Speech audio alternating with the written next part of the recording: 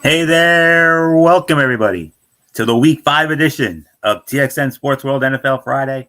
I am your host, Anthony Florio, joined as always by good old MF Michael Fletcher and Michael Bullock. Nothing more to say. Let's dive right on in. We start bye weeks this week when it comes to Week 5 of the NFL. And in no particular order, we have 4 teams on bye this week, and those 4 teams are as follows. They are the Detroit Lions, the Los Angeles Chargers, the Philadelphia Eagles, and the Tennessee Titans.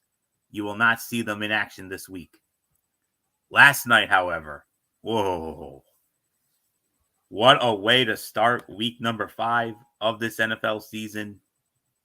Thursday Night Football on Amazon Prime Video. And you're thinking, well, Thursday night game. Yeah, this ain't going to be this. It's probably going to be another game, if we're going to be honest. Oh, no. This was anything but a meh game. Last night, simply put, was without a shadow of a doubt, the best Thursday night football game of this young season so far. The Tampa Bay Buccaneers and the Atlanta Falcons at Mercedes-Benz Stadium in Atlanta, and the Atlanta Falcons defeating the Tampa Bay Buccaneers by a final score of 36-30 in overtime. Falcons got the ball first, and they ran that thing right down and got the win.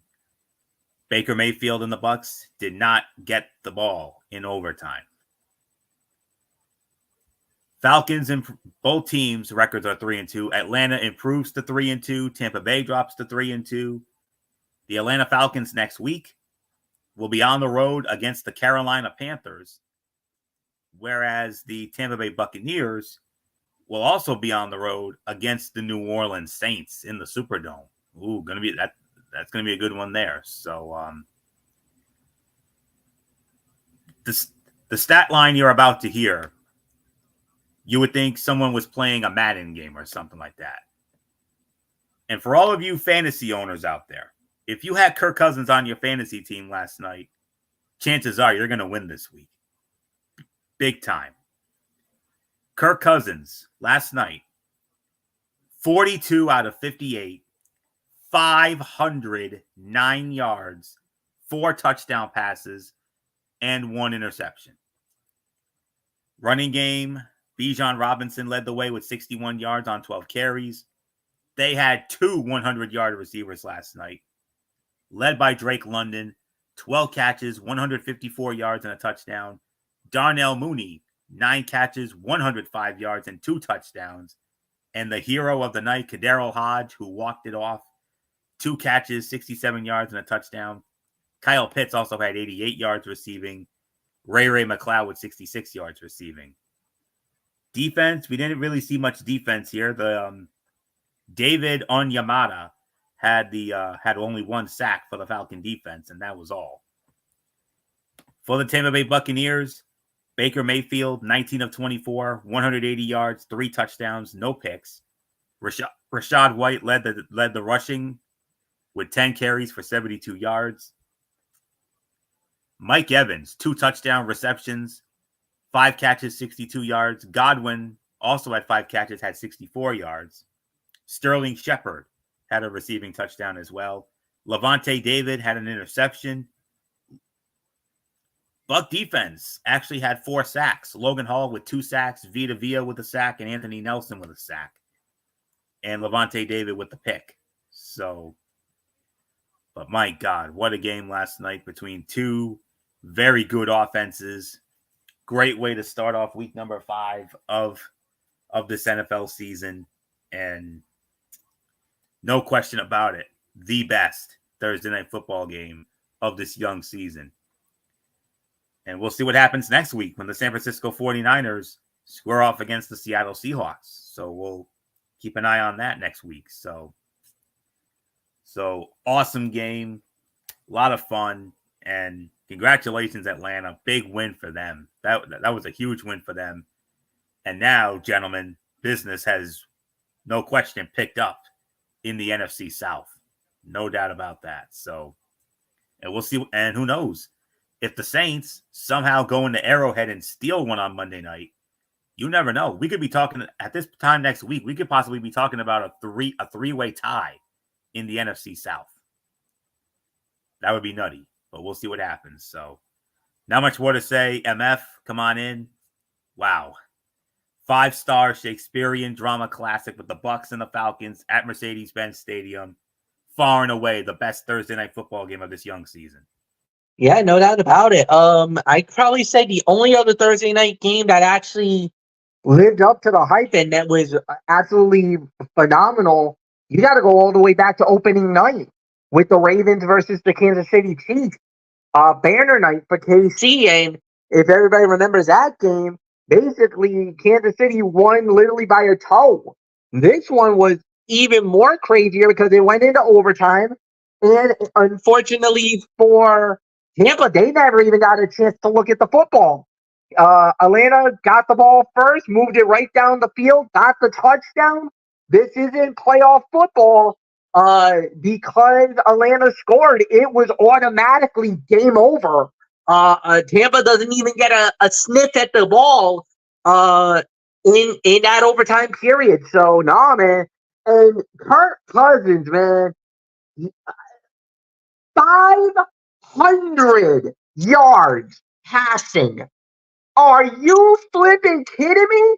Yeah, we like that. We like that a lot. Thank you, brother. You probably won me my fantasy week because I had Kirk Cousins on my team, and that was yeah. Let's just say I was like Garfield the cat, man. I was glued on my TV, man, when I was watching that, man. Ooh, was I loving that? Um, yeah, that was an unbelievable performance, unbelievable night. Atlanta wins a big one. That was a monster win for the Falcons. If they lost that game, that really would have put them behind the 8 ball a little bit. But they got better. They're getting better. It looks like they finally found themselves. They definitely found themselves a quarterback. I know that much. Kirk Cousins found the fountain of youth.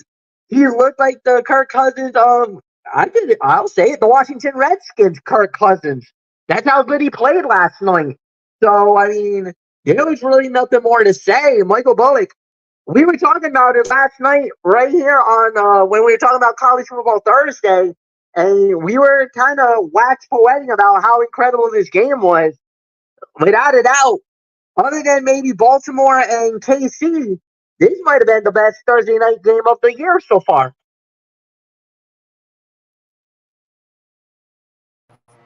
Yeah, without a shadow of a doubt. I mean, this was definitely the best Thursday night game of this young season so far. I mean, this this game had, I mean, he had no right to be a really good game, but especially with some of the Thursday night games that we've had.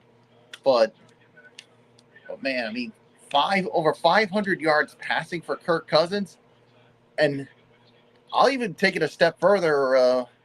How amazing that performance is. I even read this, and you're not going to believe, boys, what I'm about to say. He's he threw for more yards than what the entire Patriots team had combined. They had like over 400 yards passing through the first 4 games. So that just obviously that shows you how bad the Patriots are offensively. But man, Kirk Cousins, what can you say? I mean, he had a really great night, and but yeah, you also got to feel for the Bucs. I mean, because like you said, they never got the football in the overtime period because remember, a touchdown on the first possession, the game's over. So that was the case right here, and like you said, this NFC South just got very very interesting. If whatever happens on Monday night, it could be a 3-way tie for the NFC South lead. So we'll see what happens. But man, what a game here. So yeah, there's really nothing more to say. Floria, let's get into the rest of the Week 5 slate. And we certainly are going to do just that. For the first time this season, we are going international. The international games start this week. And here we go. So let's dive it on in here as this one will feature, as it will start at 9:30 in the morning, and it'll be and you can find this game on the NFL Network, as it will feature. And by the way, this is our number 2 game of the week on our side of the ledger. This game came in at number 2. The New York Jets squaring off against the Minnesota Vikings, Tottenham Hotspur Stadium in London, England. On the call for this game will be Rich Eisen, Kurt Warner, Stacey Dales, and Jamie Erdahl. They will all be there. Minnesota opening up as a 2.5-point favorite. The Jets, however, lead the all-time series 8-4, but the Vikings have won the last 3 meetings in a row against the Jets. Last meeting was 2022 in Minnesota. Minnesota won 27-22. The Jets last beat the Vikings in 2010. That was in New York. Final score was 29-20. So with that, guys, let's dive on into our number 2 game of the week. This game is all about getting right on offense. The pass protection, especially against the blitz, needs to be a lot sharper than it was last week against the Denver Broncos. 5 sacks and 14 quarterback hits. Aaron Rodgers has a sore left knee to show for it. The Jets have spent the week drilling down on their blitz pickups and route adjustments, expecting a barrage from the blitz-heavy Vikings. Maybe Aaron Rodgers' familiarity with them will help. He has 17 career wins against the Vikings, tied for the most against Minnesota.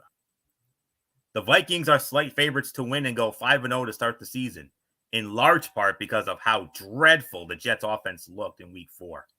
New York, which put up only 9 points against Denver, did not look prepared to handle the kind of play-to-play personnel substitutions the Vikings defense typically attempts. Of the 85 teams that have started 5-0 in the Super Bowl era since 1966, 71 of them have gone on to make the playoffs. The last team that did not, the 2016 Minnesota Vikings, who finished that season 8-8. Vikings wide receiver Justin Jefferson has had a touchdown reception in every game this season. With one more on Sunday, he can join Hall of Famer Randy Moss back in 2004 as the only players in Vikings history to have a receiving touchdown in each of the team's first 5 games. Vikings are the first team in the Super Bowl era to start 4-0 despite not being more than a 1-point favorite in any of their first 4 games. Very interesting. The FPI slight edge to the Minnesota Vikings, 54%. FPI goes 54% in favor of Minnesota, and I'm going to go with the Minnesota Vikings to win this game as well. My final score, 21-14. The Minnesota Vikings defeat the New York Jets and improve to 5-0 on the year. So not much more to say. MF, the Jets and the Vikings, Tottenham Hotspur Stadium in London, Sunday morning on the NFL Network. Our number 2 game of the week. Your thoughts? Yeah, no, this is going to be a very good matchup. Yeah, if you're the New York Jets, you kind of feel like, look, you let one get away. I mean, I don't even know what to even explain that performance against the Denver Broncos last week. I can't really say much. I really wanted it to rant and talk about how god-awful the Jets are and everything else. And hell, I was about to bring the canister and light this place on fire by ripping the Jets. But I don't think I can say anything. Bullet can't say anything. I know Anthony Floyo can't say anything because we all suffered losses last week. Well, the only thing I'll say it was, and I'll say it, UGLY. You got no alibi. It was ugly for the Jets. Well, you're fortunate enough. You're nice enough about it. I was about to call the Jets frauds, but I can't. I can't call them. Well, because we all picked them. Huh? Because I think we all picked the Jets to win. So we all picked the Jets. Yeah. So we have to. We all picked the Jets. Because we all have to eat that slice of humble pie, unfortunately. So that's why. But The Jets cannot play like that again. They cannot play like that. I honestly think they played down to their competition. I honestly think they thought they were going to steamroll over the Denver Broncos, and the Broncos basically punched them in the mouth, and the Jets had no answer for it. So they're going up against Minnesota, who is a far better team. They better not take this game lightly. I kind of feel like Minnesota could win this one. So I'm going to go with the Vikings to honestly steal this game. Nothing more to say, Michael Bullock. It's yours. Yeah, like you said, I mean, if we didn't pick the Jets to win, then I would have. I think Fletch.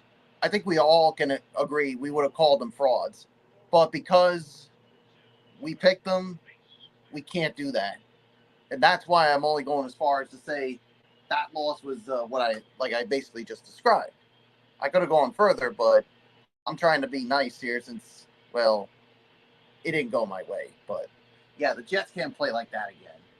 I mean, they're going up against a far better team in the Minnesota Vikings here. So yeah, I think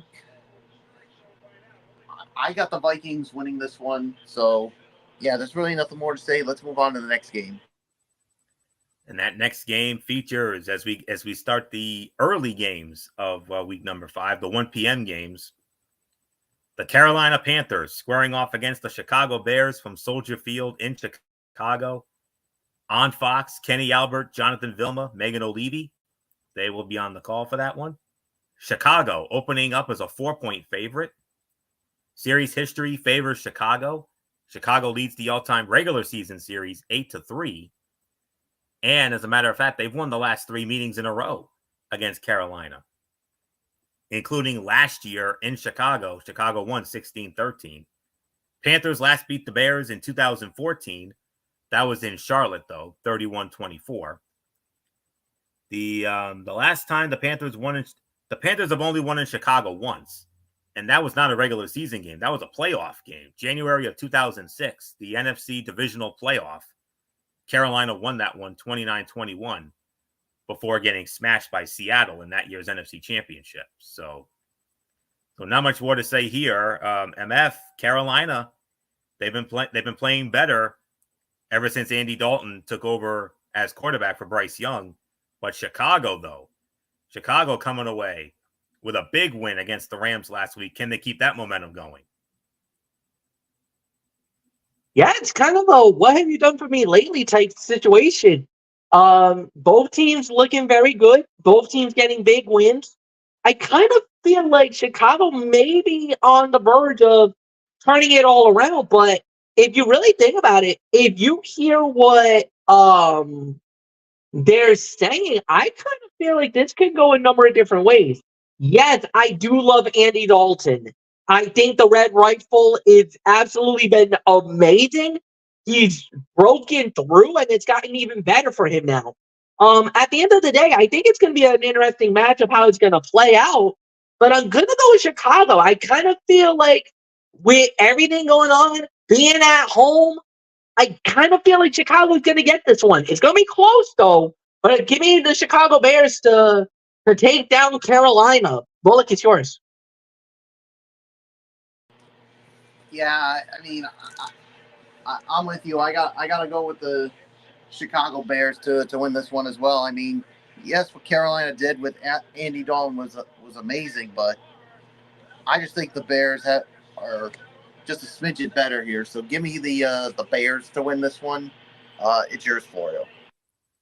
The Panthers will add 2 new inside linebackers to the middle of a defense already without Pro Bowl lineman Derek Brown, who's out for the season with a knee injury, safety Jordan Fuller with a hamstring, and possibly nose tackle Shy Tuttle with a foot due to injuries to Shaq Thompson, also out for the season with an Achilles, and Josie Jewell with a hamstring. That puts even more strain on a unit that has given up a league-high 32.3 points a game, one that ranks 30th in sacks with 5, and the bottom of the league in pressures with 26. The fortunate thing is the Panthers are facing a rookie quarterback in Caleb Williams and an offensive line that is tied for 29th in sacks allowed with 16 And the Carolina offense has put up 60 points in the past 2 games since Andy Dalton took over at quarterback for Bryce Young. Chicago has an opportunity to keep its newfound success on the ground going against the Panthers' 29th ranked run defense. DeAndre Swift finally broke through in both the run, 93 yards, and pass game, 7 catches for 72 yards last week, and will look to do similar damage against the Carolina defense that is allowing 149 rushing yards a game. At the culmination of Week 5, the Bears will have faced 3 of the 4 worst run defenses in the NFL, including the Colts and the Rams, as they look for their 8th straight win at Soldier Field. After averaging an NFL worst 176 yards a game with Bryce Young at quarterback, the Panthers are averaging the 5th most yards a game, 406, with Andy Dalton. FPI, the FPI gives it to Chicago. They like Chicago in this one. 63% going with the Chicago Bears, and I'm going to go with the Chicago Bears to win as well. My final score here, I'm going to go 27-20. The Chicago Bears hold off the Carolina Panthers. Moving on now to our next matchup. On to the mothership of CBS, 1 o'clock game. It's our number 4 game of the week. This game came in at number 4. Big game in the NFC North, in the AFC North Division. The Baltimore Ravens squaring off against the Cincinnati Bengals. Paycor Stadium, formerly Paul Brown Stadium in Cincinnati. And on the call for this game will be Kevin Harlan, Trent Green, and Melanie Collins. And the spread favors Baltimore. Baltimore opening up as a 2.5-point favorite. Baltimore leads the all-time regular season series 30-26. And Baltimore won both meetings last year. So they won in Cincinnati last year, 27-24. Cincinnati's last win, home win against Baltimore, the year before, 2022. That was a 27-16 final. So not much more to say. Michael Bullock, you lead off on this one. This came in as our number 4 game of the week. The Baltimore Ravens and the Cincinnati Bengals. Cincinnati finally in the win column, knocking off Carolina last week, whereas the Baltimore Ravens absolutely smashed my Buffalo Bills, and rightfully so. Yeah, I mean, what can you say? I mean, that was just a dominant performance by the Baltimore Ravens, and showing you, hey, it's early in the season. I mean, nobody in Baltimore should be panicking yet, and they basically made a statement. Unfortunately, at the hands of, unfortunately, your Buffalo Bills had to suffer the consequences for that. So, but yeah, I mean, and I don't see it changing. I mean, Cincinnati, I mean, what's going on with them? I mean, everybody's thinking they're going to be in contention, and they haven't had a win to show for it. And unfortunately, I think this is going to continue for them because they're running on all cylinders, especially with Lamar Jackson and Derrick Henry. I mean, what a pickup that is for them for that running game. So I'm going to go with the Baltimore Ravens to win this one. It's yours, Florio.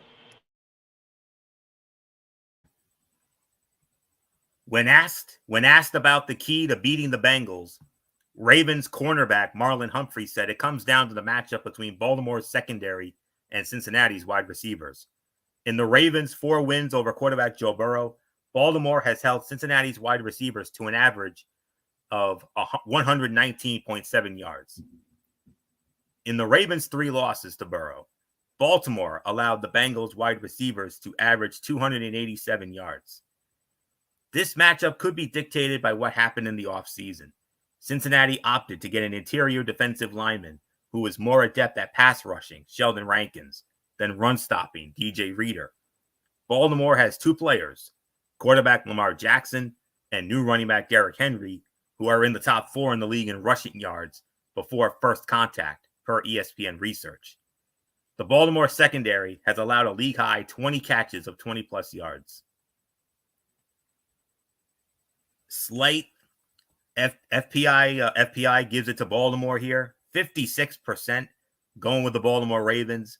I'm going with the Baltimore Ravens to win this game as well. My final score here, I am going to go. I think it's going to be a high-scoring game. I'm going to say Baltimore steals it here. I'm going to go 30-27. The Baltimore Ravens hold off a very game Cincinnati Bengal team in what should be an incredible game on Sunday afternoon. So give me Baltimore 30-27. MF, Baltimore and Cincinnati, number 4 game of the week. Your thoughts? Yeah. Cincinnati needs to find an identity.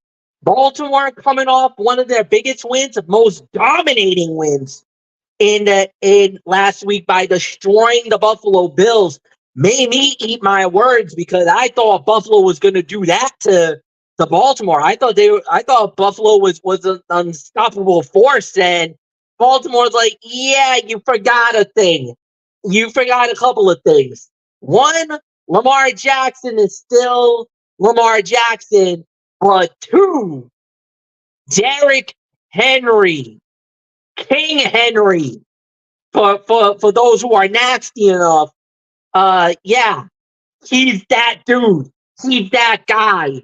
And anybody who did not sign him now looks like a bunch of freaking idiots. Including the Dallas Cowboys. I wasn't gonna say them by name, but you decided to go there. Well, So because the thing is, I mean, all the Dallas Cowboy fans thinking, oh, this is going to be their time, then they're going to probably go all the way. And yeah, what's the one thing that's been missing from them? a decent running back, the running game. Yeah, and Jerry Jones said, "Oh, this guy's too much money. We're not even going to sign him." Yeah, they thought he was going to command a market that was above $14 million. I think that was the rate that they were thinking they were going to have to go for 14, 15, 16 mil. And I get it. I get why Jerry Jones said that's a little too high, because sometimes if you notice, running backs, especially the production of the running backs, have been dropping year after year after year after year. But the thing was, up until then, Derrick Henry wasn't really producing the same numbers as he was back in Tennessee. He wasn't acting like the dominant running back in the NFL. He didn't look like it. And if you openly admit it, he wasn't really playing that kind of level up until last week. Last week, we saw King Henry return. And all hail the king on that performance. Yeah, and right now, Jerry Jones is looking like a real doofus. Well, I don't know. Here's the thing. Was that a one-off? Did Derrick Henry show the glimpse of the old, or does he revert back to the crappy Henry that we were seeing before the game against Buffalo? But either way, that's the big question. Because if he has another game like this, or if he has many more games like this, then I would say, all right, Dallas, you messed up.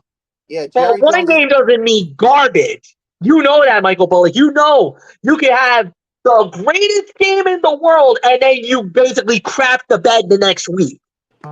Yeah, we'll see. So that's all I'm just saying. And lay off on the Cowboy attack. All right, too soon, because we don't know. We don't know if they made the wrong decision. We don't know. We gotta wait and see how that plays out. Well, yes. After 1 week, I'll openly admit, yes, Dallas looks bad here. However, that's what I was just about to say. I was about to say, for right now, Dallas looks bad. Yeah, but again, we'll see what happens. We gotta wait to see. Because if he continues to produce like this, Jerry Jones is going to have to eat that slice of humble pie. Well, not only that, but there was a lot of teams that was looking for a running back that didn't decide to pull the trigger. Well, Miami, I'm only bringing up the fact because, I mean, Yeah, because the whole freaking brought up about Dallas, ESPN, FS1. Oh yeah, I get it. I get it. Everybody was wanted to pile on the Cowboys because they were the one team that we knew that was after that basically balked on Derrick Henry. I get it. I'm not going. Don't. I'm not going there. I'm no, leaving it no. alone. Oh, no, So no. And I'm sure there's probably people are like, oh, wait a minute. You just gave all this money to CeeDee Lamb and Zeke Elliott. I mean, not Zeke Elliott. I meant Dak Prescott. But yet, you couldn't even at least try to maybe, how do I say it? Like maybe at least try with Derrick Henry because you never know what you're going to get out of him. the thing is, you needed it to keep the guys in house. I'm not mad about the CeeDee Lamb deal. I'm not mad Oh, about me neither. the Dak Prescott deal. I think these two men deserve the money that they got. I'm sorry, I disagree with all the naysayers. Oh, I'm with As, you. I'm with you. at I least think for that's a, CeeDee Lamb, yes, he hasn't been producing. The season's still young. Yes, Dak Prescott hasn't been producing. The season's still young. Let's pump the brakes on all the stuff until we get to at least the halfway point. Then we can reevaluate and say, all right, Dallas didn't do the right thing or anything else. But don't get me wrong. There's enough problems that Dallas has that is definitely um you can talk about. And And we'll that address them definitely later. needs and that definitely will be addressed later on tonight. But but as far as it goes, I don't know.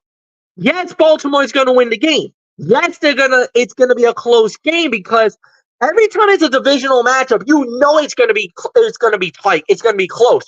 But the thing is, I don't know about Cincinnati. I'm sorry. I mean, a couple of here and there games, they've looked all right, but Cincinnati is not looking like the team we thought they were going to be earlier in the year either. Cincinnati, we had much more higher expectations for the Cincinnati Bengals, and right now, I'm sorry, and I know I'm going to offend Cincinnati fans, but they're really looking like the Bungles. They are resorting back to the Bungles from a few years ago. Now, I'm not talking about them being absolute garbage, being the worst team in the league, and everything. No, the two worst teams in the league are playing later. Are playing later today. We're going to be getting into in a little while. And I hate to say it, Michael Bullock, but it's both our teams, the Miami Dolphins and the New England Patriots. They are right now bottom of the barrel, playing like dog shit. Both teams, not just New England, but Miami as well. We'll get into that in a little bit, but until then, it's yours, Bullock.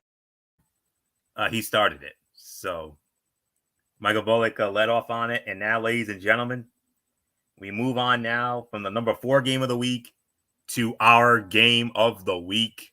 Oh boy, we got a good one here.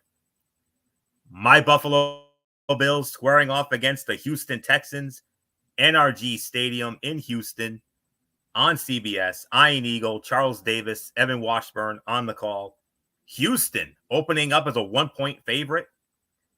The regular season series between these two is tied 5-5. Last meeting was 2021 in Buffalo. Buffalo smashed Houston 40-0. Last meeting in Houston, January of 2020, AFC wildcard playoff. Houston won 22-19 in overtime. Last regular season meeting was 2018 in Houston. Houston won that one as well, 20-13. Buffalo, they've won in Houston twice, but the last time Buffalo won in Houston was back in 2006. That was a 24-21 final. And it's only fitting, as the voice of TXN, that I lead off on this one, as this is our game of the week after all. So buckle up, boys. Here we go. This is going to be a fun one. Business is damn sure about to pick up here. So here we go. It may only be week 5, but the Bills' defense is already dealing with a variety of challenges. the latest coming with Von Miller's 4-game suspension this week. While middle linebacker Terrell Bernard, with a pectoral, has a good chance to make it back to the field after missing 2 games, Buffalo will likely see rookie safety Cole Bishop make his first NFL start. Taylor Rapp is in concussion protocol, while rookie Javon Solomon will see more of a role on the line with Miller out. A tough task will await in the Texans offense, with quarterback C.J. Stroud throwing 7 passing touchdowns and 0 interceptions in his last 5 home games.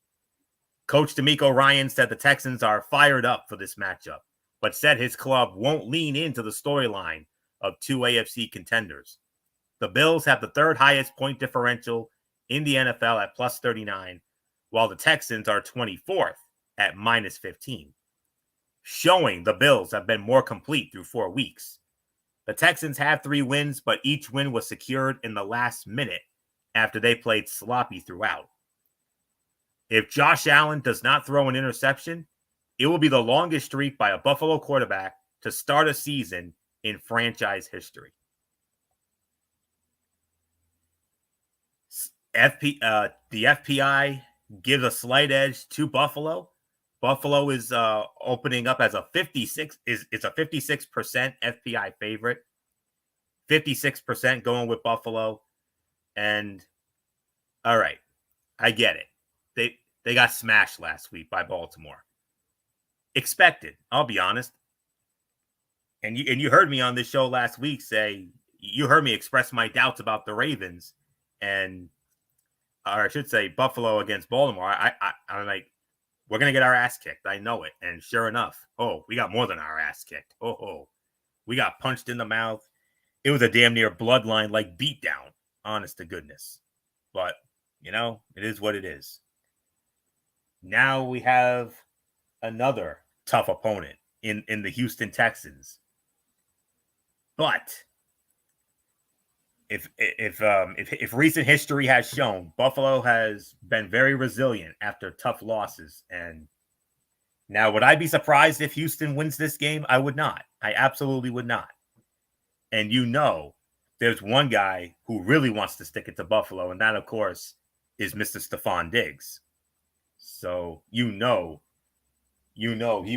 love to stick it to Buffalo. So, but we'll wait and see what happens. But for right now, I'm always going to believe in my team. The only way I would ever go against them is if they go up against a team that I literally think they have absolutely zero chance of beating. I could very easily go against them. I could. But I'm still a believer. And like I said, if Houston wins, I would not at all be surprised. I wouldn't. But I'm really hoping that Buffalo can get this win back and, keep up this this better than expected, this above average start. I didn't think they were going to amount to much of anything with all the guys leaving and all the injuries, but here they are at 3-1. If they can get to 4-1 here, that's huge, especially in the AFC East. And if they can keep this up with the way the Jets, the Dolphins, and the Patriots have been playing, Buffalo's road to a 5th straight AFC East division title could end up getting easier by the week. But I digress. So I'm going with Buffalo to win. If I'm the only one who goes with them, so be it. I don't care. So 27-23, give me Buffalo to win in Houston. So there isn't much more to say. MF, our game of the week. This is going to be a fun one. Buffalo and Houston. Stephon Diggs against his former team. And how will Buffalo respond after getting smashed by Baltimore? And like I said, Houston has 3 wins, but they've all been very shaky, especially Jacksonville last week. They almost lost to Jacksonville last week, and how embarrassing that would have been. And the thing is, Jacksonville got smacked by Buffalo. Yeah. The same Jacksonville team that Buffalo smashed on Monday night a couple of weeks ago. And I'll never forget that. So with all that being said, MF, the Phil Sims to my Jim Nance, as always, do that thing I like. Hello, friends. Yeah. I'll say this. It's going to be a very interesting matchup because this is going to either be the right thing that it'll do, or it's gonna explode and go into all kinds of wrong. I think we gotta wait and see how this plays out. At the end of the day, look, Buffalo had a bad night in the office. Let's be realistic. JA-17 did not look good. Did not. He had a horrible night at the office, and he really, really, really needs to play a lot better than he did the first time around. Obviously, obviously Houston hasn't played their best game yet, and we're still waiting on them to kind of give us a moment.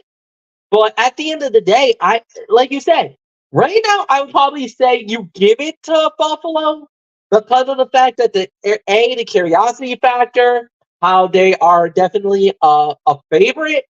But if Houston wins this, yeah, game on.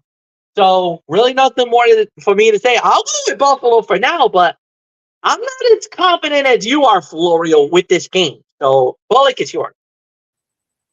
I'm not overly confident, but I'm just a smidgen confident. So with that being said, Bullock, it's yours. Yeah, I mean, like you said, this is gonna be interesting to watch. I mean, when especially with Stephon Diggs going up against his former team, and like you said, last week was just a bad night at the office for the Buffalo Bills. And like you said, some of those wins for Houston were just close ones. So this to me could go either way. But at the end of the day, like you said, with the way Houston, some of those 3 wins that have been close ones, and with the way Buffalo is looking to bounce back, I gotta go with the Buffalo Bills to win as well. But like MF, I'm not as confident about this. I mean, if I'm wrong, I'm wrong. So, but Buffalo wins. So let's move on to the next game. Well, we go from our game of the week to our Zonk game of the week. Oof. As it will feature an AFC South Division matchup, the Indianapolis Colts squaring off against the Jacksonville Jaguars, TIAA Bank Field in Jacksonville. And on the call for that one on CBS will be Spiro Ditas, Adam Archuleta, and Aditi Kinkabwala. And believe it or not, Jacksonville is actually opening up as a 3-point favorite in this one. And in the series history, regular season, of course, because that's how we go by. Regular season history between these two. Actually, they've never met in the playoffs, but anyways, Indianapolis leads the all-time series 27-19. Jacksonville won both meetings last year, including in Jacksonville, 37-20 last year. And as a matter of fact, Jacksonville has actually done very well against Indianapolis at home. The Colts have not won in Jacksonville since 2014. 2014, the last time Indianapolis left Jacksonville with a win. They smashed them that day, 44-17. And it also includes a 2016 game in London as well. So every year since 15, Jacksonville has beaten Indianapolis at home. So we'll see what happens. So not much more to say. MF, Zonk game of the week. Indy coming on strong after a rough start. I believe they've won 2 in a row. They just knocked off the Pittsburgh Steelers a week ago. Big win for Indy. Whereas Jacksonville looking for their first win, but they do have that caveat though. They've won like 9 or 10 straight at home, including London against Indy. Is this where Indy snaps the streak, or does Jacksonville keep it going and finally get their first win? I kind of feel like it kind of depends, because it looks like it might be Joe Flacco who might be the starting quarterback on Sunday against Jacksonville, and Indy really, their offense actually really got going when Flacco came in. Anthony Richardson, the starting quarterback, did get hurt. and Flacco had to become the backup. And the minute he came into the game, it actually swung, and it swung in the favor of the Indianapolis Colts. So, is it possible? Maybe, but at the end of the day, I don't know. I kind of feel like maybe Indy gets there, but there's real no. I don't even know what to even say. I probably would think that, yeah, I'm going to go with Indianapolis to win because Jacksonville really hasn't given me a reason to believe that they can win this game. So nothing more to say. Michael Bullock, it's yours.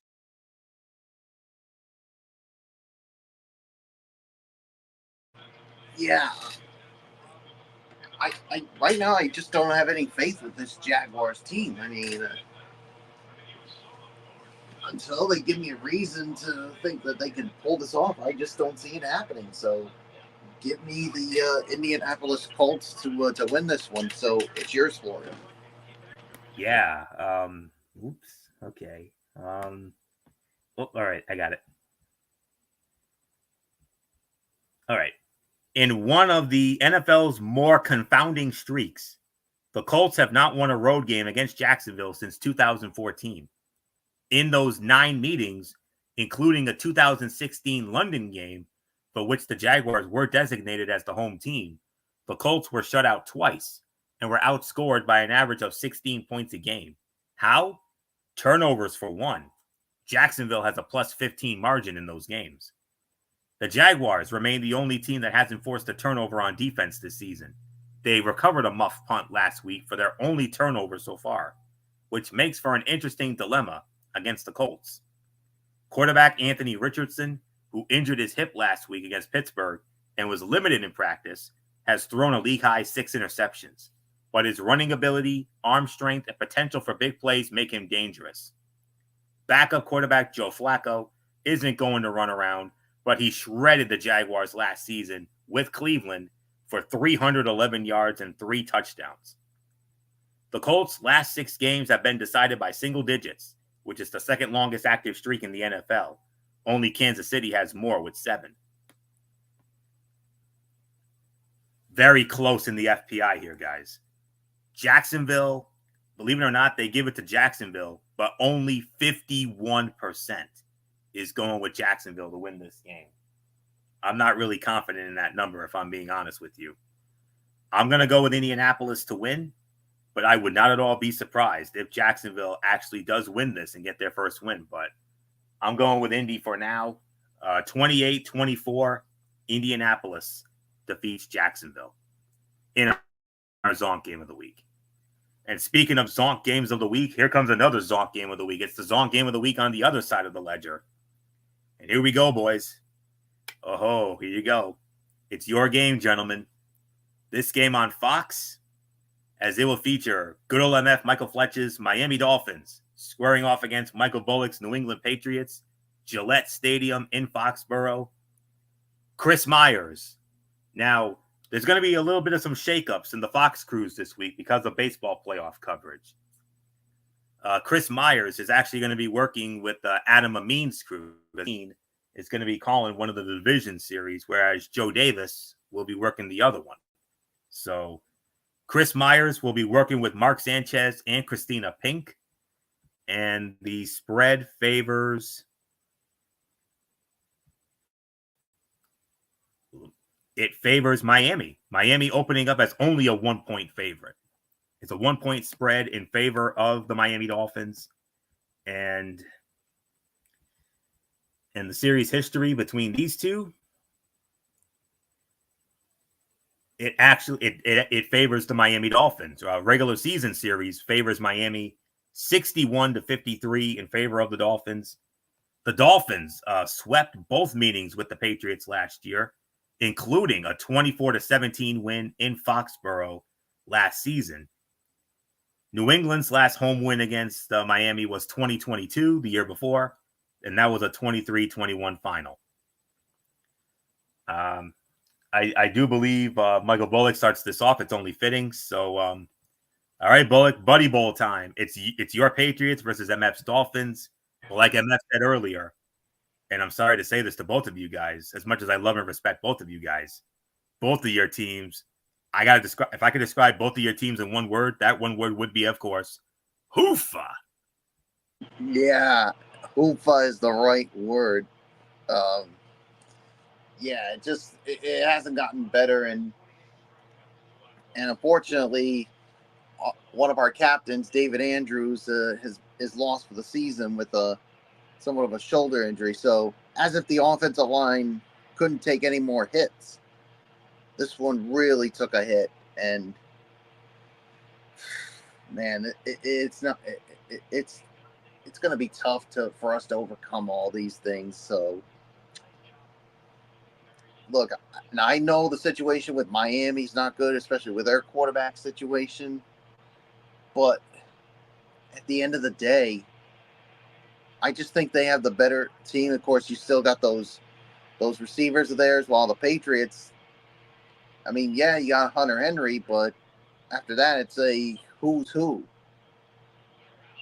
So I'm going to go with the Miami Dolphins to win this one. So it's yours, Florio. All right. Interesting.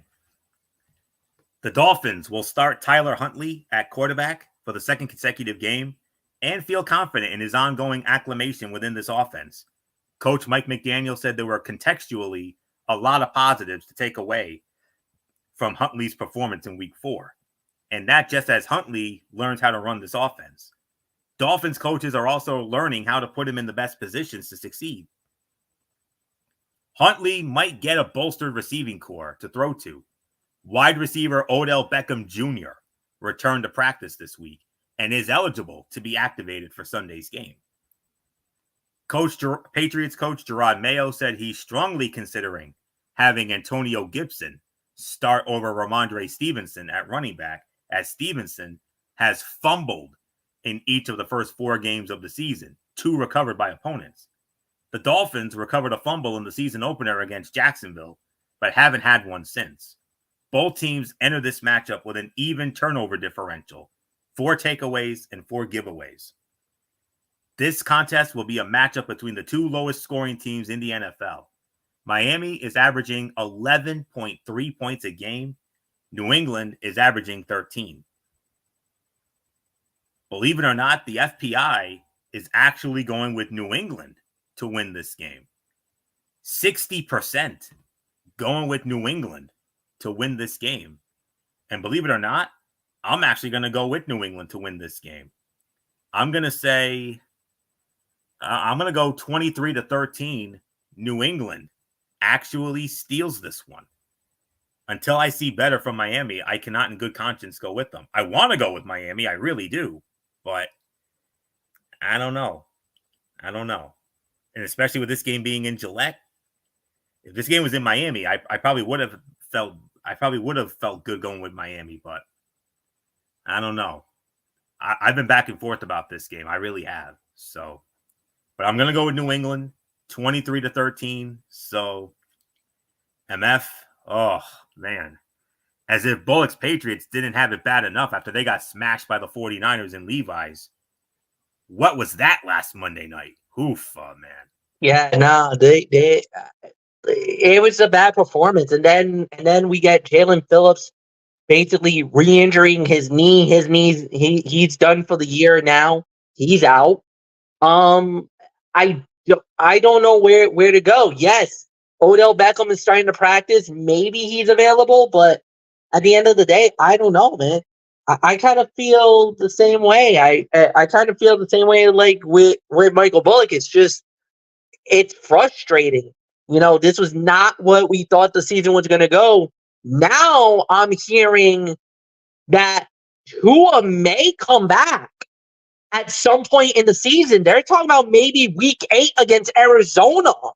Tua might actually come back from the concussion. So maybe that's a shed an opportunity of good news for Miami. We'll see, but we'll have to wait and see how it plays out. Yes, Tyler Huntley did play all right. Hopefully he gets better. Like, he's a dual threat. And we actually saw him run the football a little bit. I kind of feel like this is one of those games where Miami has the weapons. We just got to figure it out. Utilize it the right way. I don't know if that means maybe you have Mike McDaniel no longer call the plays. Let somebody else call the plays from Miami.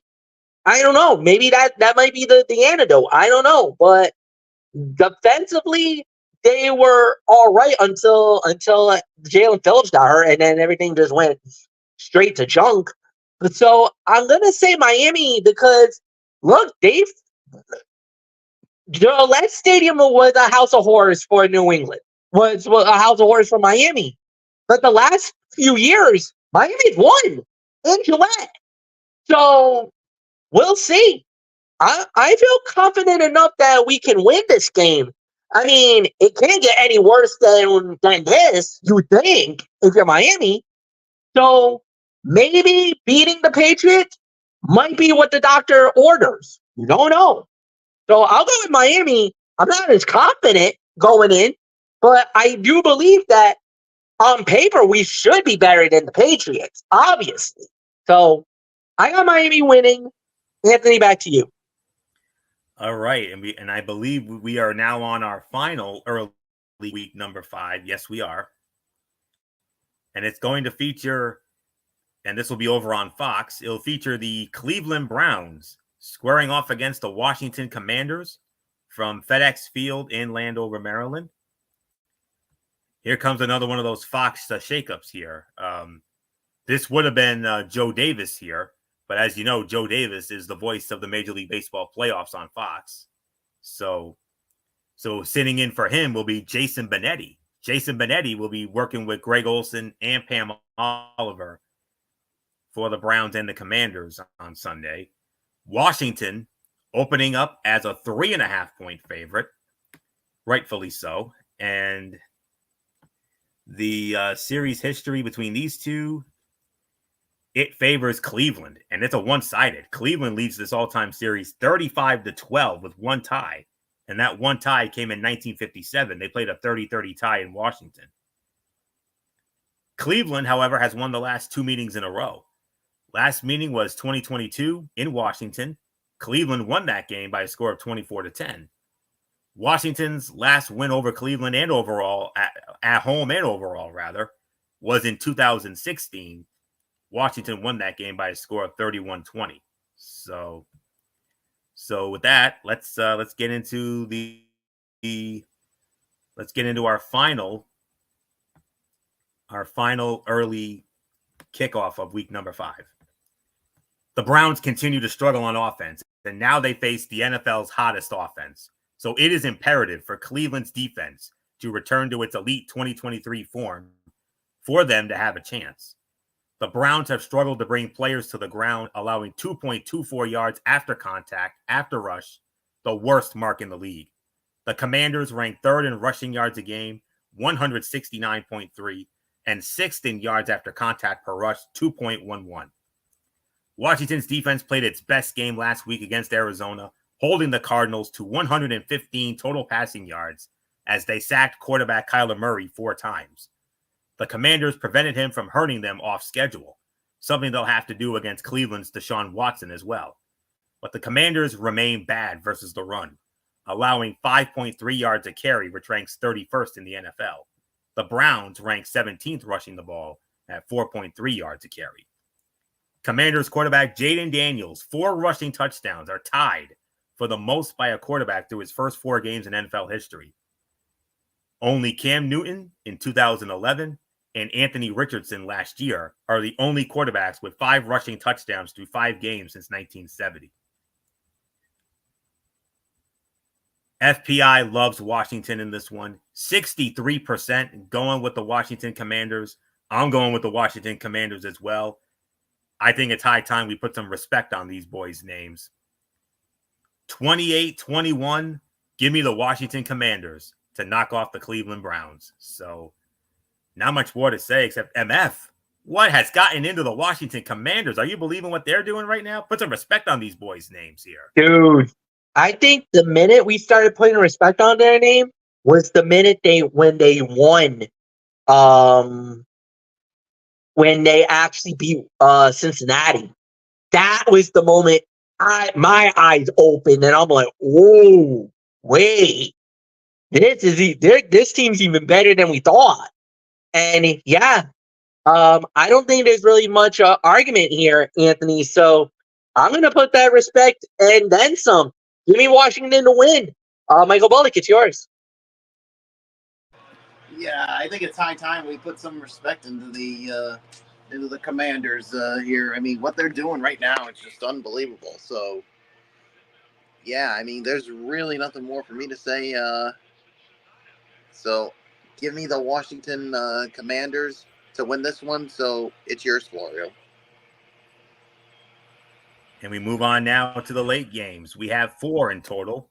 We have 2 4:05 games on Fox and 2 4:25 games on CBS. And we'll start with the 2 4:05 games on Fox. And we are going to start it off with an AFC West divisional matchup. The Las Vegas Raiders squaring off against the Denver Broncos from Empower Field at Mile High in Denver. And on the call for this one on Fox, it'll be Kevin Kugler with Daryl Moose Johnston and Laura Oakman. And the spread favors Denver. Denver opening up as a 3-point favorite. The Raiders, however, lead the all-time series, 70 regular season series, that is, 72-53 with 2 ties. And last year, and actually Denver has won 3 straight games. Oh, wait a minute. I apologize for that. Actually, the Raiders have won 8 straight games against Denver. Denver hasn't beaten the Raiders overall and at home since 2019. That was a 16-15 final. The Raiders have swept Denver both games in each of the last 4 years. So MF, something's got to give in this one. Vegas, they've been a little, I mean, and of course, and now this rumor about, and now this thing about Devontae Adams. He wants out of Oakland, out of Vegas. And Denver, and don't look now, but here comes Denver. I mean, impressive win in Tampa Bay, and they were very fortunate last week. They went up against a team that was just as bad as them and the Jets. Yeah. Look, Raiders in disarray. Denver with a big win. Looks like momentum's starting to shift a little bit. Now they're in Denver. I kind of gotta go with the Broncos. I'm feeling this one. I think this could go. So yeah, give me the Broncos to win it. I'm calling for the upset. Michael Bullock, I give it to you.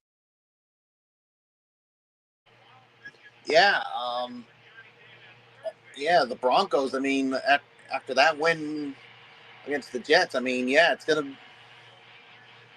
Yeah, I'm actually with you as well, Fletch. I'm actually gonna go with the Denver Broncos as well. So it's yours, Florio.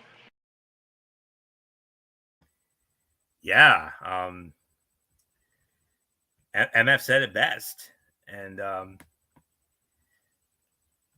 right, bear with me for one moment here as I get this set. Okay. With Devontae Adams, either A, on his way out via trade, and or B, out with a hamstring injury, keep an eye on the continued development of young speed receivers Trey Tucker and DJ Turner II, as the Raiders attempt to run their winning streak in the series to 9 straight. Both scored their first respective career touchdowns last week with Adams sidelined, and both found the end zone on running plays, a reverse and a jet sweep. Jacoby Myers said, I hope DJ and Trey touch the ball a million more times, honestly. That was good to see. I was happy for them, and they deserved it. The Broncos' first divisional matchup of the season comes against a Raiders team they have not beaten since 2019.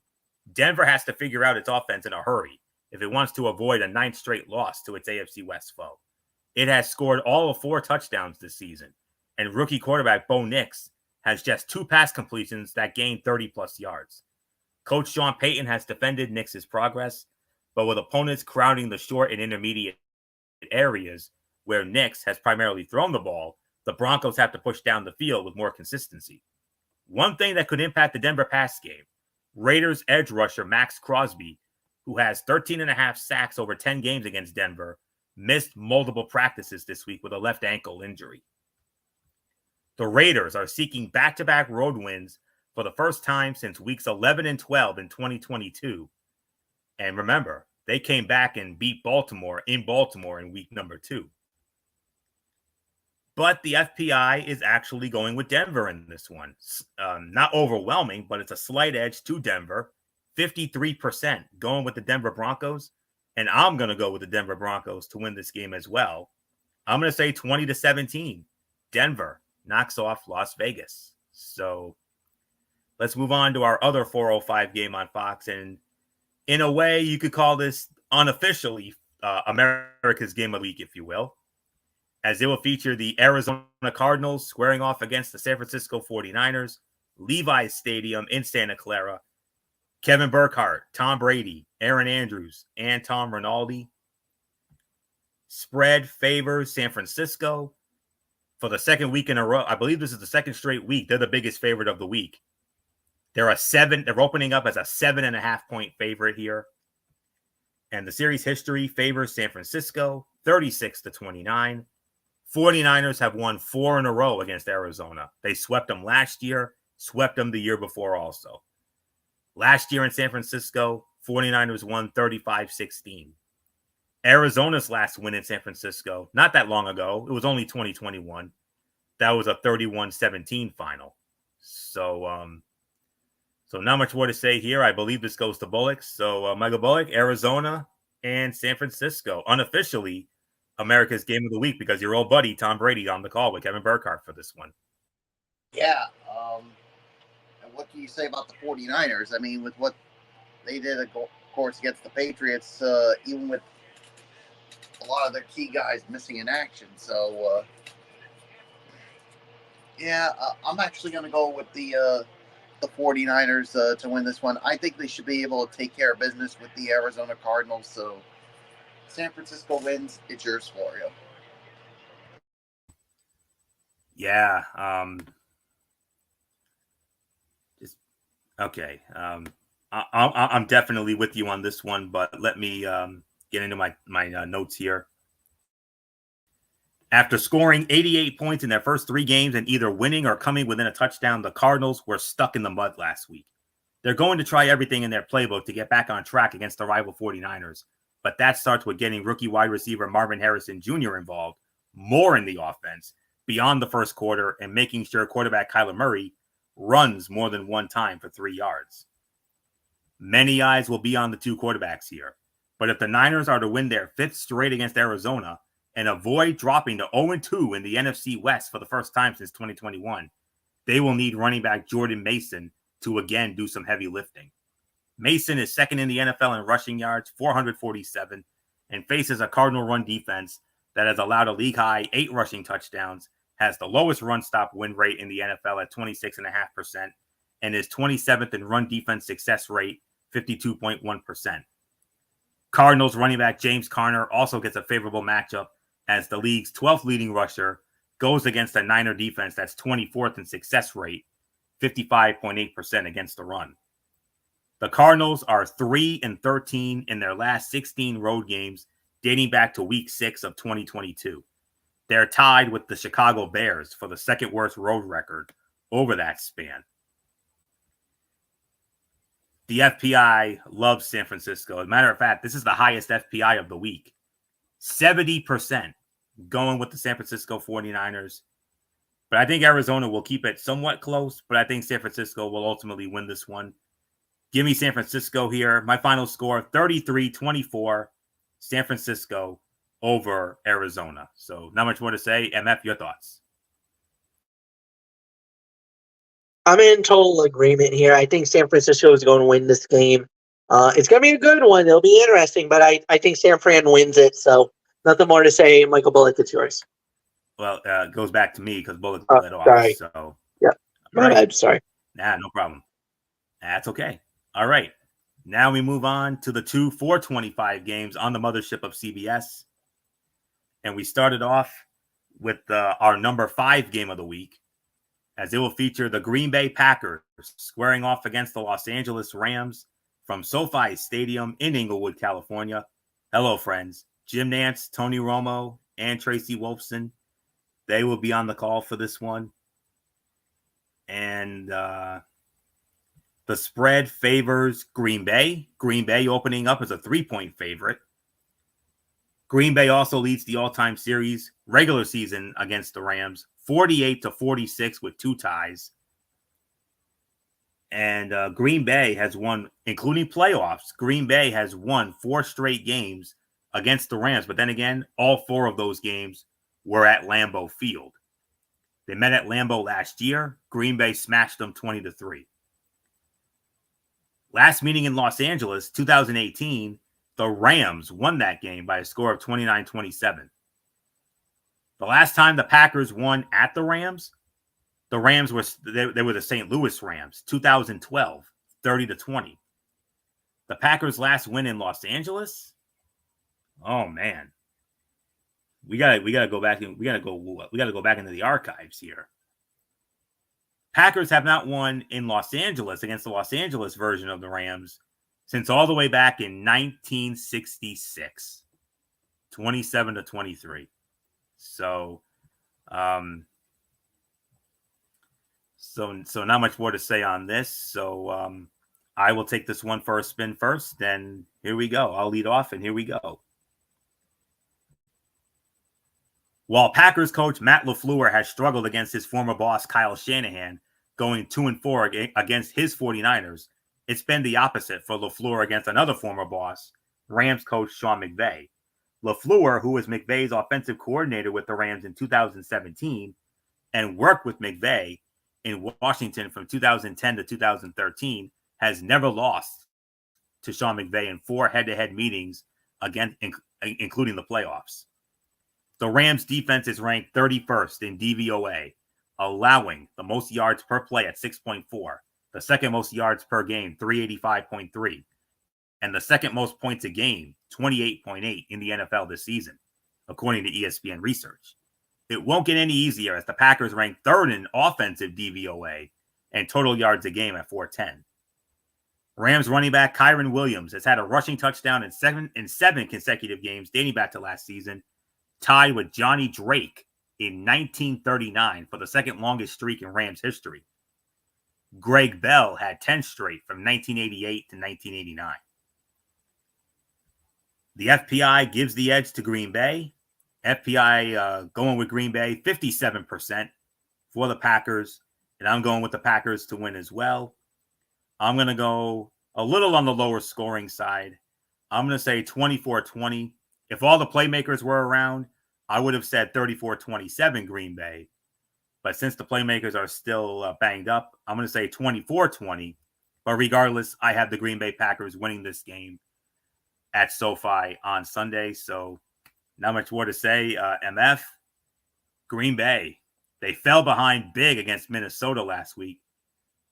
Furious comeback, nearly stole it, but came up just a little bit short against Minnesota last week. Whereas the Rams, oh man, their struggles continue, losing in Chicago against the Bears. And now Cooper Kupp is still out. Their playmakers are still hurt.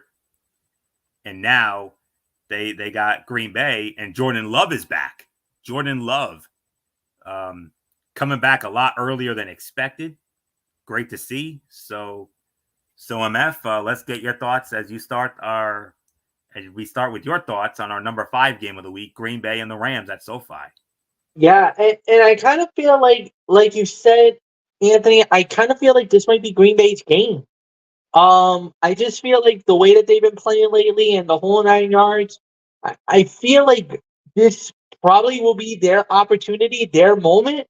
So yeah, give me Green Bay to win the game, and Michael Bullock, I give it to you.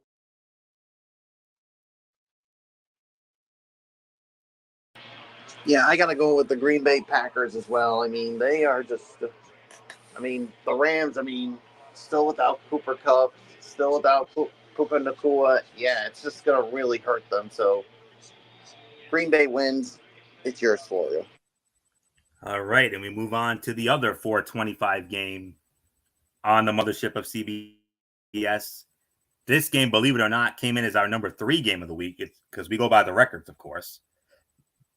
Number 3 game of the week, and it features the New York Giants squaring off against the Seattle Seahawks from Lumen Field in Seattle. Andrew Catalan, Tiki Barber, Jason McCourty, and AJ Ross will have the call for that one. Seattle opening up as a 7-point favorite. Seattle leads the all-time series only 11-10. It's 11-10 in favor of Seattle. Seattle has won the last 2 meetings. Last year they met in New York. Seattle smashed the Giants 24-3. Last meeting in Seattle, 2022, Giants, or should I say Seattle won that game as well, 27-13. The Giants last beat Seattle overall and in Seattle back in 2020. That was a 17-12 final. All right, so MF, number 3 game of the week here, based on the records, of course.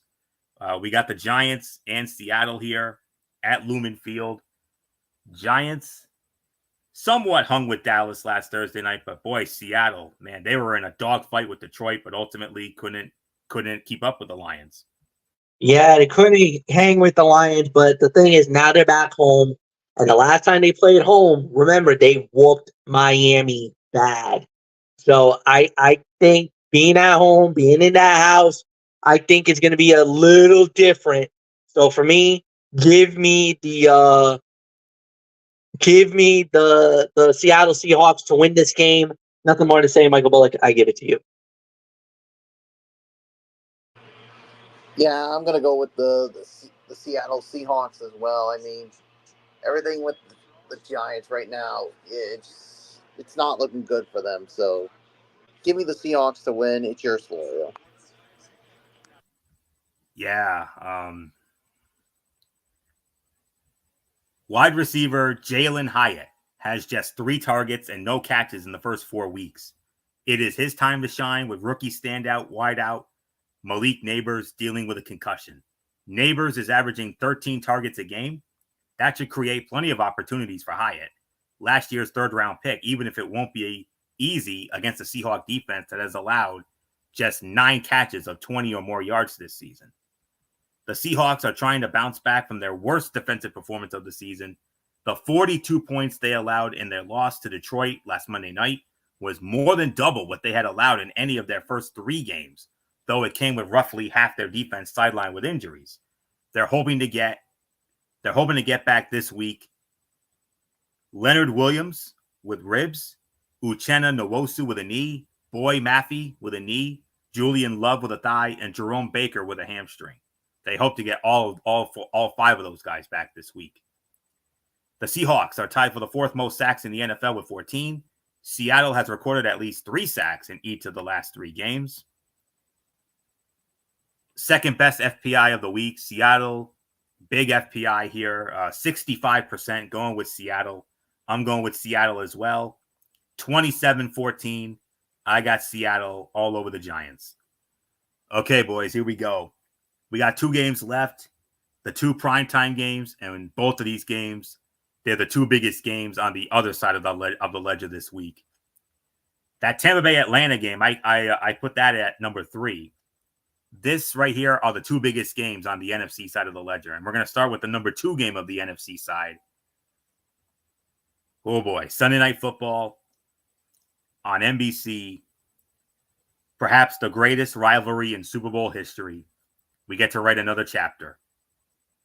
And these 2 teams will be meeting in prime time for the first time since all the way back in 1982, the strike-shortened year of 82. The Dallas Cowboys squaring off against the Pittsburgh Steelers. Acrisure Stadium, formerly Heinz Field in Pittsburgh. Sunday Night Football on NBC. You know who's working that as always. Mike Tirico, Chris Collinsworth, Melissa Stark. Of course, we all remember they met in those 3 classic Super Bowls, as we all know. But we're talking about the regular season here. Before I get into that, though, let me just address the spread. Pittsburgh opening up as a 2.5-point favorite. And Dallas, however, leads the regular season series 16-14. Their last meeting was 2020 in Dallas. Pittsburgh won that game 24-19. Last meeting in Pittsburgh, 2016. Dallas won a shootout 35-30. Pittsburgh's last home win over Dallas was in 2008. That was a 20-13 final. So not much more to say. Michael Bullock, you start off. Sunday Night Football, one of the greatest Super Bowl rivalries, if not the greatest Super Bowl rivalry of all time, the Dallas Cowboys and the Pittsburgh Steelers. First primetime meeting between these two since all the way back in 1982. It was Terry Bradshaw for the Steelers, Danny White for the Cowboys. But nonetheless, here we go. Cowboys-Steelers, the number 2 game of the week on the NFC side of the ledger. Yeah, what can you say? I mean, this is definitely one of the great rivalries in the NFL, especially in the times they met in the Super Bowl. I mean, you could think back to all the great names that have played with Pittsburgh. It's Franco Harris, Terry Bradshaw. I mean, so many of them. I mean, for the Cowboys, it's Roger Staubach. I mean, they've had so many great matchups, and who knows, we could be on our way towards another one, but we'll wait and see. So I'm gonna go with the Pittsburgh Steelers right now, because somehow, some way, Dallas always seems to find a way to lose games, and until I see something that makes me think they're gonna win, I'm sorry, I'm going with the Pittsburgh Steelers here. So it's yours, Florio. And I got something that will back up your argument, Bullock. The Cowboys will be without their 2 best players on defense in Micah Parsons with an ankle and DeMarcus Lawrence with a foot, facing the 10th best rushing offense. Can they show necessary consistency against a Steeler offense that averaged 34.5 rushing attempts a game, despite averaging just 3.7 yards a carry? The Cowboys are 27th in run defense, but gave up just 26 rushing yards last week against the Giants.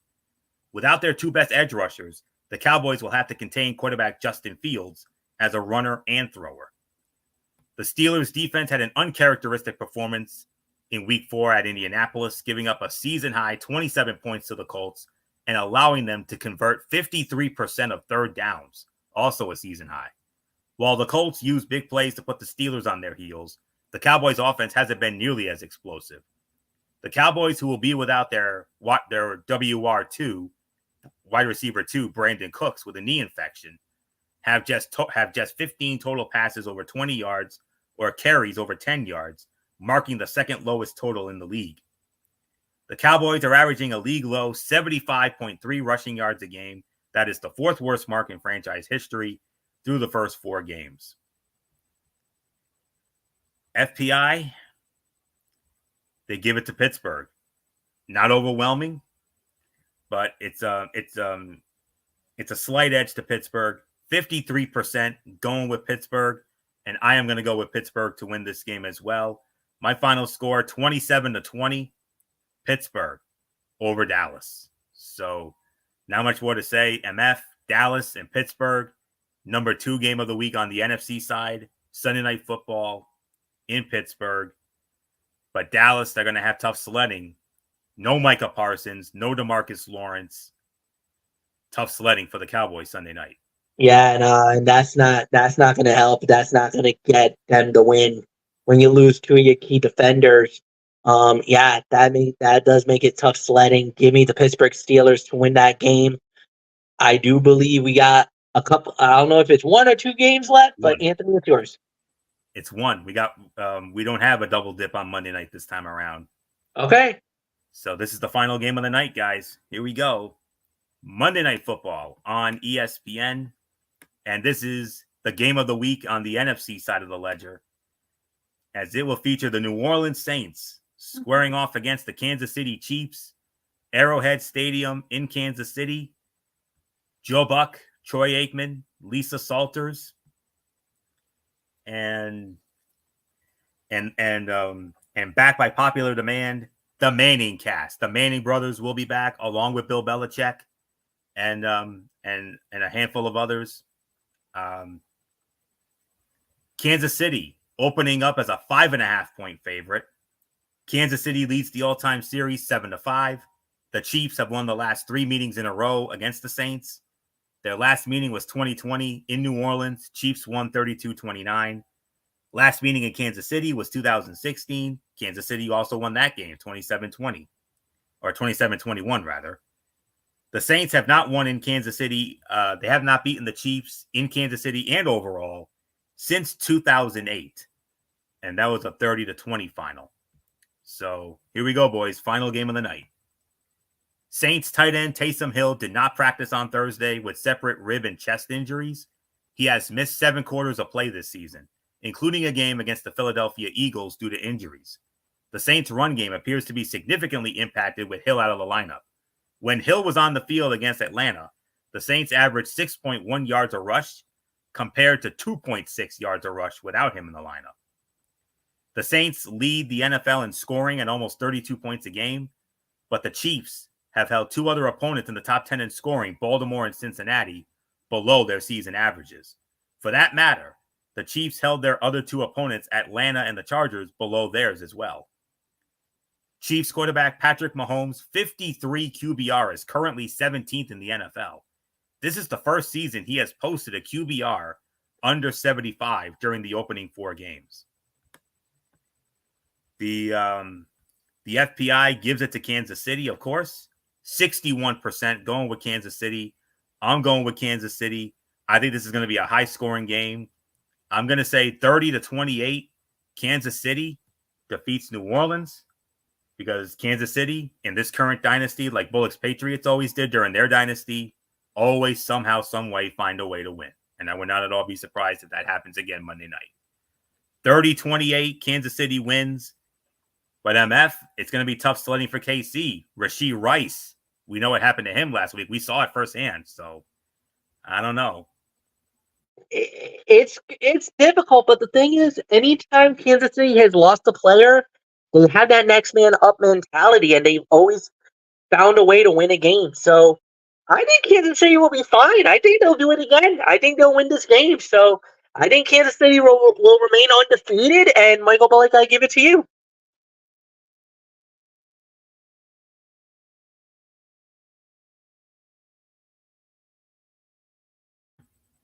Bullock, are you there?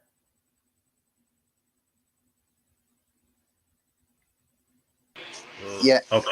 Yeah, I'm going with the Kansas City Chiefs as well. I mean, because it's going to be high scoring, but I still think, like you said, Florio, they're going to find a way to win a game. So Kansas City wins. So let's put a bow on this, Florio. Yes, indeed. And that will indeed put the bow on this Week 5 edition of TXN Sports World NFL Friday. We want to thank you all so very much for tuning in as always. We will be back with you again tomorrow night. MF, do we have a time for tomorrow? Is it 10, 10:30? I just want to make sure on the time for tomorrow. 10:30, we're recapping SmackDown Live. We're recapping Bad Blood, and I also will do a Mikey's Mindset on AEW Collision. Okay. And I do have one other question, though. We have an interesting dilemma come Tuesday night because, as you know, we have NXT and AEW airing on Tuesday. Are we going to do a show on Tuesday, or are we going to stick? We will be doing the show on Tuesday night. Yes. All right. So it'll 10:30 at 10:30 on Tuesday night. All right, 10:30 on Tuesday night. You heard it first. So we'll be taking Wednesday off this upcoming week. So here we go. Here's the future content, coming right at you, folks. It'll start on tomorrow night at 10:30 over on MF's channel, Race Fan 95, Cerebral Smack Talk. We will review tonight's Friday Night SmackDown, and of course the huge Bad Blood pay-per-view tomorrow night. And MF will hit us with AEW Collision in the Mikey's Mindset. And then on Monday night, we do it all again. We got Ridiculously Raw, and a new start time. It's probably going to be around that 10:30 threshold, I'm sure. On Monday night, because don't forget, starting this week and going up until the end of the year, Monday Night Raw is going to be a 2-hour show. MF, what time Monday? Confirmed for 10:30. Okay, so it'll be 10:30 Monday night, Ridiculously Raw at our new start time for the remainder of the year, starting Monday night. we will review the fallout, the raw fallout from the Bad Blood pay-per-view, start the road to Crown Jewel in Saudi Arabia next month, and an abbreviated Tony's Take. There will be no TNA Impact review because they did a best of show last night. So because of that, I'm only going to have a review of NXT Level Up, and that's it. So that'll be on Monday night. And then a special Tuesday night edition of Wednesday Night Madness. For this week only, though, it'll be Tuesday Night Madness because both AEW Dynamite and NXT. Thing is, Dynamite will be starting at 9 o'clock. So there's that. So we're going to have NXT and we're going to have AEW Dynamite. And we may address the Wrestle Dream pay-per-view. We got to preview that and maybe briefly talk about the next Thursday night football game with the San Francisco 49ers and the Seattle Seahawks. So that'll be on Tuesday. We'll take Wednesday off. And then Thursday night, College Football Thursday, week number 7 edition. 4 huge main events. MF, you missed. Well, okay. Well, there you go. The 4 big main events, as we all know: Ole Miss against LSU, Penn State against USC, the Red River rivalry with Texas and Oklahoma, and Ohio State and Oregon. Just to name a few of the loaded games we have in week number 7 of College Football Thursday. And then next week, 1 week from tonight, the week 6 edition of TXN Sports World NFL Friday. We'll recap the 49ers and the Seahawks. 4 more teams will be on by next week, including the back-to-back Super Bowl champion Kansas City Chiefs, the Los Angeles Rams, MF's Miami Dolphins, and the Minnesota Vikings. Notable games we'll get into next week: the Jacksonville Jaguars and the Chicago Bears in Tottenham Hotspur. The Washington Commanders against the Baltimore Ravens. Good one there. Arizona Cardinals and the Green Bay Packers. The Tampa Bay Buccaneers against the New Orleans Saints. The Detroit Lions against the Dallas Cowboys. And how about the Buffalo Bills and the New York Jets in a big AFC East divisional matchup? All that and more next week.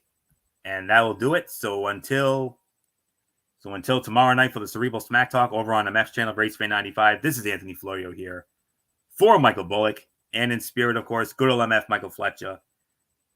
Along, of course, always and forever, our First Lady, Dee Dee Woodson. You know the routine, everybody. Thumbs up. Talk to you later. Yeah. Throw it up, Fortune Forest style. Bye for now, my friends. God bless. Be good to each other. Have a blessed Saturday. And until tomorrow night for the Cerebral Smack Talk, you've been watching the Week 5 edition of TXN Sports World NFL Friday right here on the Tone 25 on YouTube and StreamYard.com. For everybody who has been a part of this one, for now, Anthony Florio, so long, and bye, everybody. Bye.